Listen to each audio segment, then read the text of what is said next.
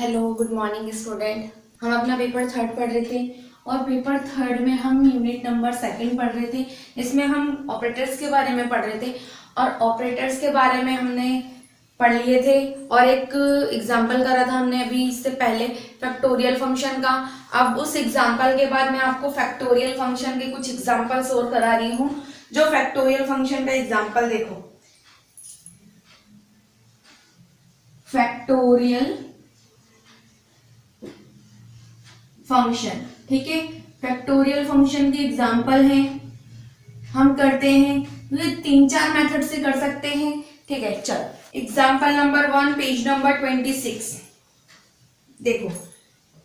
Example number 1 है और page number 26 का है ना।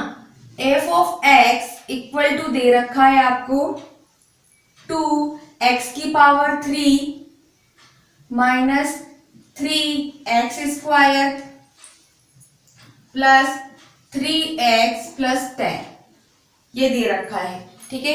ये सबको क्लियर है, बुक में दे रखा है। उसमें लिखा है निम्न फलन तथा इसके उत्तरोत्तर अंतरों का क्रम गुणित फलन के रूप में व्यक्त कीजिए और अंतराल का अंतर इकाई है, ठीक है। अब जो फंक्शन आपको दिया होता है हम उसको ऐसे लिखते हैं फैक्टोरियल के लिए। देखो ये ऐसे लिख देंगे, 2 लिख रहा है तो इसे a में कन्वर्ट कर दो और x की पावर 3 फैक्टोरियल, फिर माइनस माइनस का कोई मतलब नहीं है, प्लस ही लगाना है सब जगह।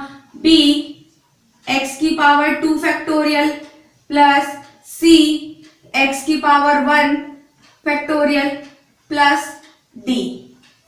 जो 10 है उसे हम d लिखेंगे, ठीक है। चलो आप फैक्टोरियल फंक्शन कैसे खोलते हो आपको खुद को पता है ना। फैक्टोरियल 3 के लिए तो लिखोगे x माइनस 1 x माइनस 2, ठीक। ऐसे ही लिखोगे b x minus 1 plus c x plus d। जितनी पावर थी वैसे हमने इसको खोल दिया है। अब ये क्वेश्चन 3 मेथड से सोल्व हो जाएगा। हम पहला मेथड यूज करते हैं, यहां पर x बराबर पहले 0 पुट करो, इक्वेशन नंबर 1 दे दो इसे नाम, इक्वेशन 1 लिखो। Put x equal to 0 in equation 1। Equation 1 में x बराबर 0 पुट कर दो। जैसे ही इसमें x बराबर 0 पुट करोगे तो क्या बचेगा, देखो सारा 0 हो जाएगा, ठीक है। सब 0 हो जाएगा, सब जगह दोनों में इक्वल लग रहा है ना, दोनों में इक्वल लग रहा है तो बोथ साइड आपको x बराबर 0 पुट करना है। तो यहाँ देखो जब आप x बराबर 0 पुट करोगे तो x बराबर 0 इधर भी रखोगे उधर भी रखोगे तो ये पूरा 0 ये पूरा 0 ये पूरा 0, ठीक है। और यहाँ पर 10 बच रहा है, ये 0 हो जाएगा ये 0 हो जाएगा ये 0 हो जाएगा। इसका मतलब आपके पास d बराबर 10 बचेगा। कैसे आया 10? 0 0 0, ठीक है, बचेगा 10। फिर 0 0 0 0, d बराबर क्या हो गया 10। अब हम equation number 1 put x equal to 1 in equation 1। अब हम इक्वेशन 1 में क्या पुट कर रहे हैं, x बराबर 1, इक्वेशन 1। अब 1 रखोगे तो देखो यहां तो आ जाएगा 2 minus 3 plus 3 plus 10 equal to 1 रखते ही ये 0 होएगा ये 0 होएगा, इक्वल में बचेगा c प्लस d, ठीक है। तो यहां देखना 2 माइनस 3 तो 3 से 3 तो कैंसिल हो गया, 2 plus 10 equal to c plus d की वैल्यू 10, 10 से 10 कैंसिल हो जाएगा तो c बराबर कितना आ रहा है 2 आ रहा है, ठीक है। c की वैल्यू मिल गई आपको, c की वैल्यू कितनी आ रही है 2 आ रही है। चलो अब इसी तरह इसमें पुट हमें सबकी वैल्यू निकालनी है a b c सबकी। Put x equal to 2 in equation 1। Put करो इसके अंदर। अब x बराबर 2 पुट करोगे तो यहाँ पर 2 की पावर 3 8 हो जाएगा, माइनस 3 इंटू 4 हो जाएगा, 3 इंटू 2 आ जाएगा, प्लस 10 इक्वल टू, वहां पर पुट करोगे x बराबर 2 तो ये क्या हो जाएगा, ये तो 0 हो जाएगा। ठीक है, वहां पुट करोगे तो 2b हो जाएगा। ठीक है, फिर 2c plus d, 16 12 6 10 2c, c की वैल्यू 2 रखोगे तो 4 प्लस 10, ये 14 हो रहा है। यहां देखना 16 माइनस 12, 16 माइनस 12 करोगे तो बचेगा आपके पास 4, 4 प्लस 6 प्लस 8, टोटल आपके पास देखना यहाँ 4 आएगा, 4 में 6 प्लस करना 10 और 10 20। ठीक, और यहां पर 2b प्लस 14। अब यहां से हम वैल्यू निकाल रहे हैं, चलो 2b equal to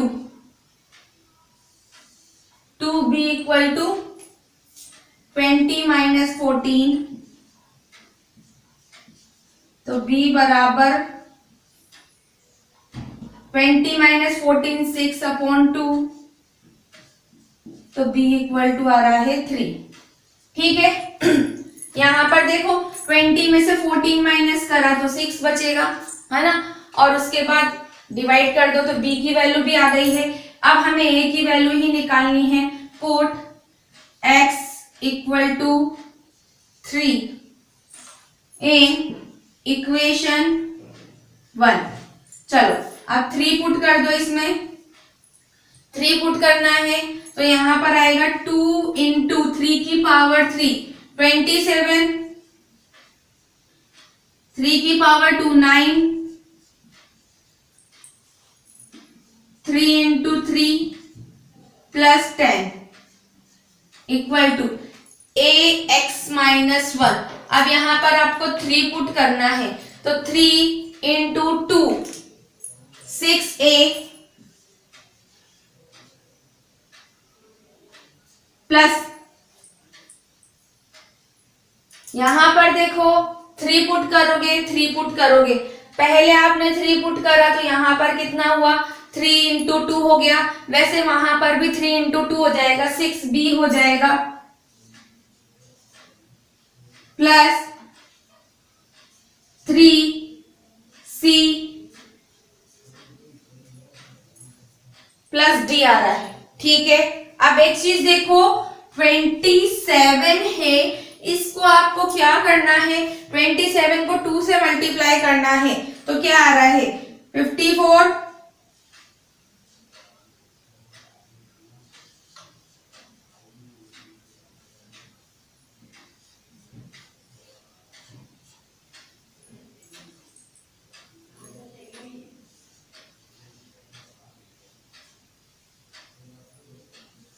six B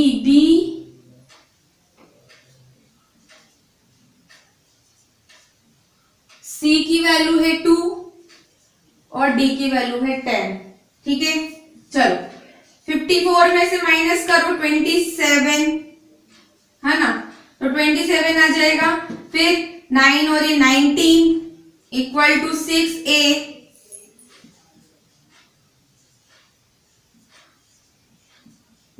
चलो अब यहां पर देखना, जैसे ही हम 27 में 19 प्लस कर रहे हैं 46 आ रहा है equal to 6a, sorry 6a plus 18 6 और 10 24 34। ठीक है, अब इसको देखो 6a इक्वल टू 46 माइनस 34, है ना, तो a इक्वल टू हो जाएगा 46 में से 34 को माइनस करो, तो 34 को माइनस करोगे तो यहां पर आ रहा है 12 आ रहा है, 12 आ रहा है, हाँ 12 आ रहा है, divide by 6, a equal to आ गया है 2। a की वैल्यू कितनी आ गई है, 2 आ गई है, ठीक है। अब a की वैल्यू 2 आ गई है, सारी वैल्यू इक्वेशन नंबर 1 में पुट कर दो, ठीक है। हमने कुछ नहीं करा, इक्वेशन 1 बनाई फैक्टोरियल फंक्शन से, और इक्वेशन 1 बनाने के बाद हमने इक्वेशन 1 में x बराबर वैल्यू पुट करी, पहले 0, फिर 1, फिर 2, फिर 3, ठीक है। तो a की वैल्यू भी आ गई। अब हमें क्या करना है, वैल्यू पुट करनी है इक्वेशन में। चलो अब हम इसमें वैल्यू पुट कर देते हैं, वैल्यू पुट करो। देखो वैल्यू पुट करोगे फ्रॉम इक्वेशन 1, है ना। इक्वेशन 1 में हम वैल्यू रख रहे हैं, हमें बोला है इसमें निम्न फलन तथा इसके उत्तरोत्तर क्रम गुणित फलन।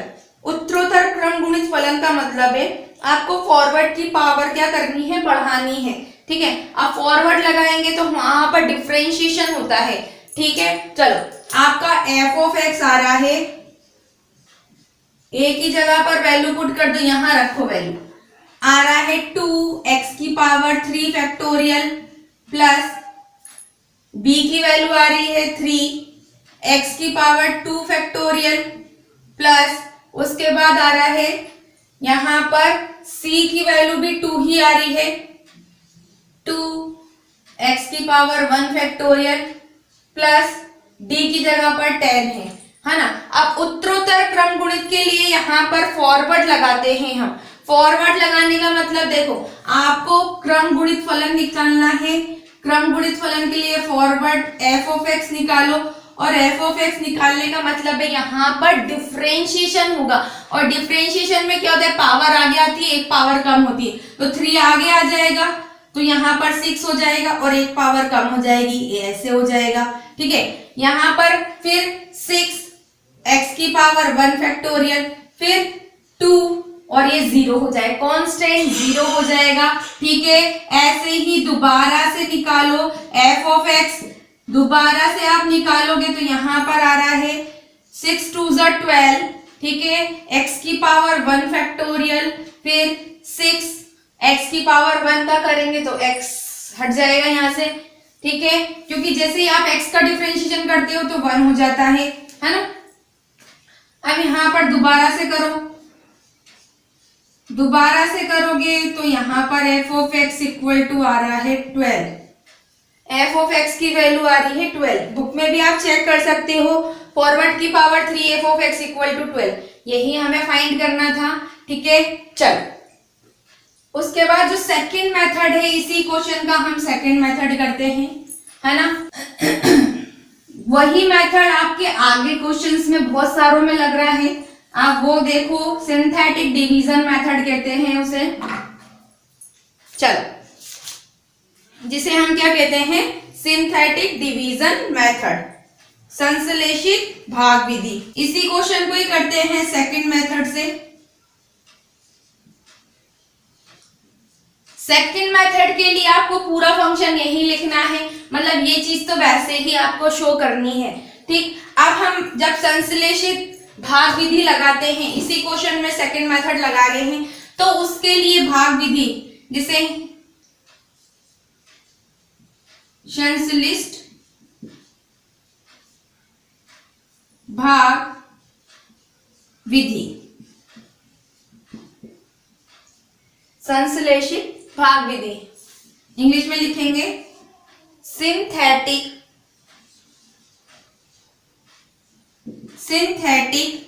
Division method.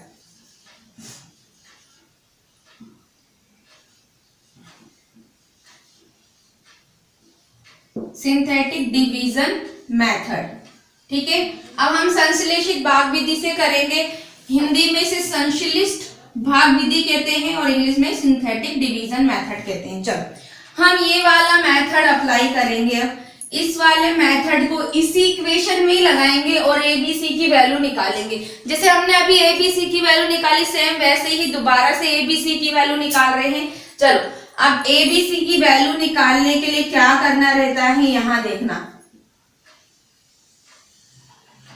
जब हम ये वाला क्वेश्चन करेंगे तो इसमें ऐसे करते हैं, देखो सारे जो फंक्शन है उसको जमा लो, x की पावर 3, 2 माइनस का 3, 10, ठीक है।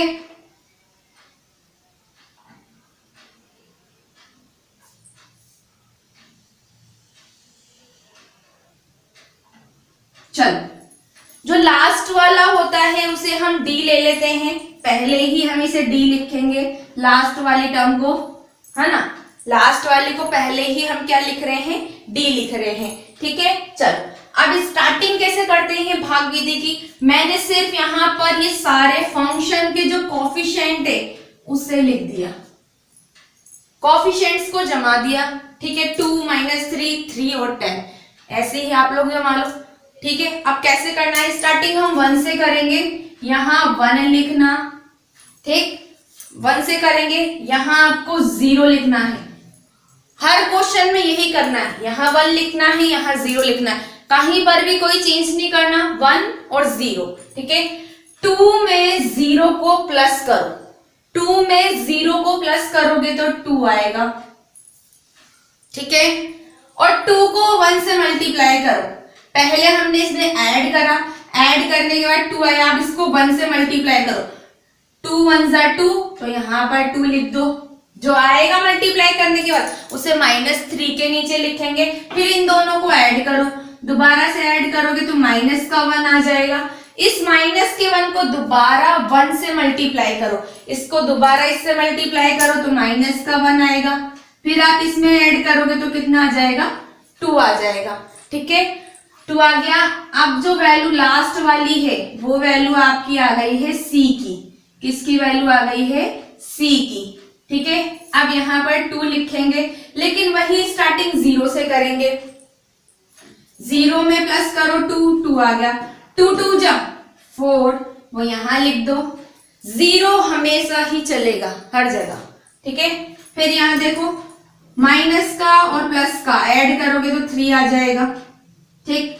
फिर वही लास्ट वाली जो वैल्यू है वो आपकी b की वैल्यू है, यहाँ 3 लिखो, 0 2, आगे सॉल्व भी नहीं होगा, a आ गया है, और पहले भी a की वैल्यू यही आ रही थी 2, b की वैल्यू 3, 2 10, सेम वैसे ही है, कुछ नहीं करना, x के सारे कोफिशिएंट लिख दिए, ठीक है। एक बार दोबारा समझ लो, x के सारे कोफिशिएंट लिख दिए, जो लास्ट वाली वैल्यू है इसे पहले ही d मान लिया, ठीक। फिर यहाँ 1 लिखते हैं, ऐसे लिखेंगे 1 2 3 4, जितनी बड़ी इक्वेशन हो वैसे ही चलेगा, 1 2 3 4 5 6 7 8, जितनी बड़ी इक्वेशन, वैसे इतनी बड़ी नहीं आएगी 4 5 के अलावा, ठीक है।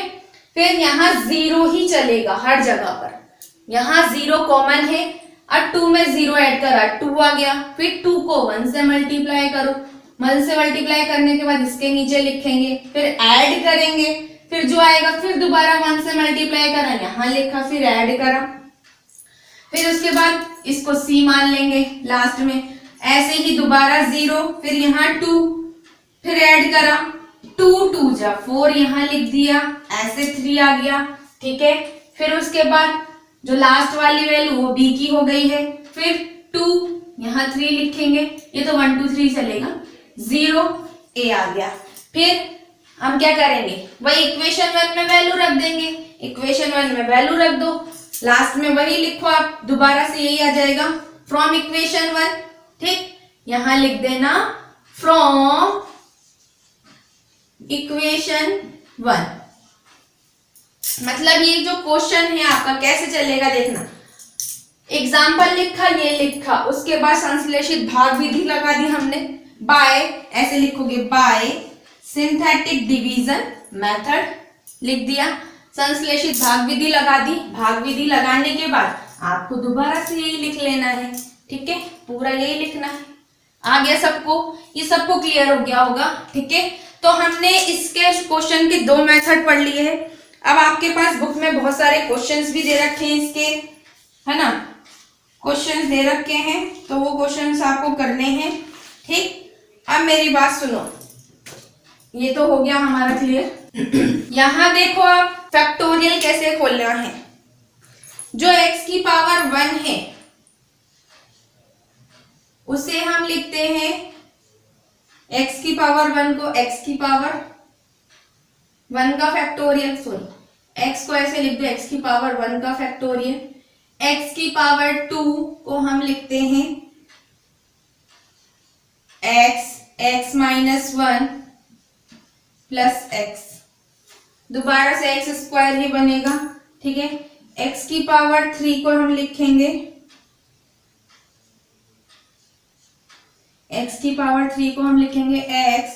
x minus 1 x minus 2 plus 3 x की पावर 2 फैक्टोरियल माइनस 2 x की पावर 1 फैक्टोरियल, ठीक है। इसे हम लिखेंगे 2x की पावर 1 का फैक्टोरियल, ठीक है। इससे भी ऐसे x की पावर 1 का फैक्टोरियल लिखते हैं, लेकिन आप देखना कि ये क्या हो जाएगा, x माइनस 1 और x की पावर 1 का फैक्टोरियल बराबर x के है, ठीक है। ऐसे यहाँ पर x minus 1 x minus 2 plus 3x की पावर 2 का फैक्टोरियल माइनस 2x की पावर 1 का फैक्टोरियल, ठीक है। ओ सॉरी, देखो x minus 1 x minus 2 plus 3, इसको लिखेंगे x माइनस 1 प्लस 3x और माइनस का 2x, x की पावर 1 का फैक्टोरियल और x की पावर 2 का फैक्टोरियल ये होता है, दोनों से 3 मल्टीप्लाई हो जाएगा, तो ये बन रहा है x minus 1 x minus 2 plus 3x minus 1 और प्लस x, ये बच रहा है, ठीक है। तो ये सबको समझ में आ गया। इसे हम ऐसे लिखते हैं, ये है x की पावर 2, चाहो तो आप इसको देख लो, ये है x की पावर 2 प्लस 3x की पावर 1, सॉरी x की पावर 3 है, अभी हमने खोला है वहां।